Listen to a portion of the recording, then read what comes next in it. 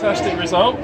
Car did look to be slowing at one point, I have to say. It did look like there was an issue, but it came back and it all worked out. It's sitting at 6th position at the moment, P6, and the best electric car so far in the competition. So great to see this new team put it together.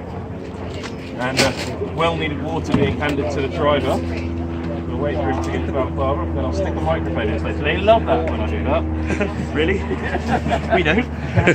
We know you don't, but we have to do it. This is racing. So, second stint. Yeah. It all came together. You finished the endurance. Any worries at any point?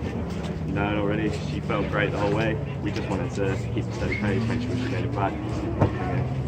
This isn't just the first finish for the team. The team's only been going, as far as I remember, for about 3 years. Yeah, and it's a real achievement to do that. Now, are you going to finish the competition for the team after racing? Oh, let's not drink that bit. Let's wait and see what happens. Well done, guys. Congratulations. Highest placed electric car at the moment.